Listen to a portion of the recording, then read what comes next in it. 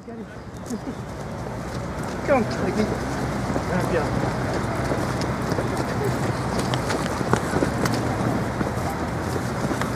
Wait, let's gather first of all what we've got here. Yeah, can we ask them to come in and monitor?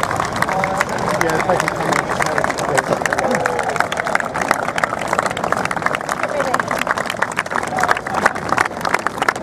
We're on the other side, son. Let's get the dog in the photo. There's a dog already in the photo.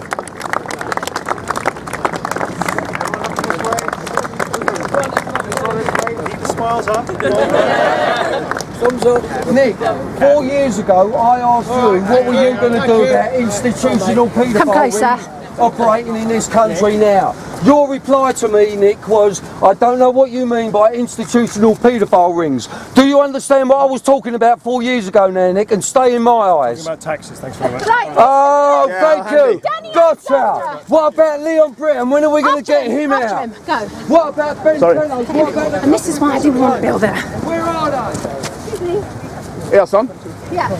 Mr. Alexander, you've just been involved in a budget based on a lie. Why isn't the Treasury reproducing currency in zero interest? Why aren't you prepared to do that? Are you not going to answer to me? It's very simple. Last week, the Bank of England acknowledged that we can print our own currency, and so that means austerity is based on an absolute lie, and you have bought into that lie, and people are dying exponentially as an absolute consequence of your measures, and you will answer. Keep going, son. Keep going, son. Has ever witnessed, you're an absolute disgrace. Traitor. Will be held to account. Go on, run, rabbits. Traitors. Absolute lies. Absolute lies, and that's what happens when you call our political representatives to account. They are lying about what has taken place. Hundreds of thousands of people are dying as a direct consequence of austerity measures when the Bank of England admitted last week in a paper that we can print currency at will, and he has just refused to discuss the Treasury printing its own currency, the Bradbury pound, but we will call him to account. I remember.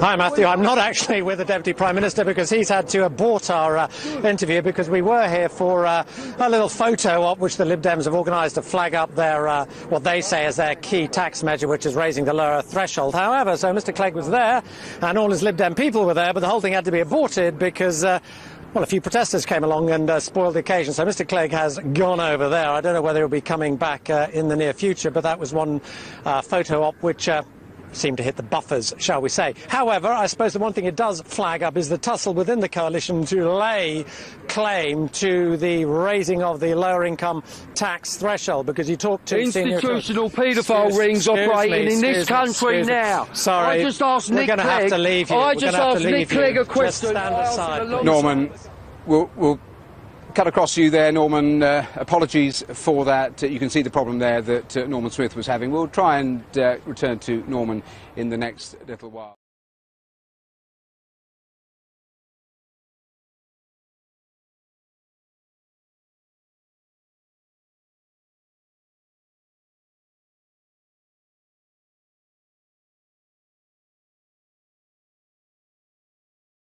Finish this really.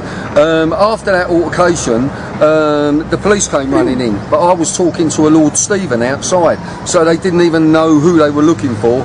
And then when I was still talking to Lord Stephen outside Parliament, they came up and they held me for questioning. So they done a check on me. They said I was being aggressive, and surprise, surprise, aggressive subject, innit? Checked me out.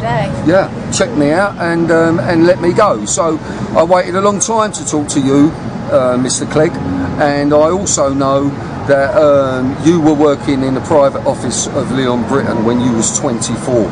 So I would like to know what you know about Leon Britton's shenanigans, if you like, at Elm Guesthouse, because many victims are naming him. So that's it, Sonia. Well, thanks, Bill.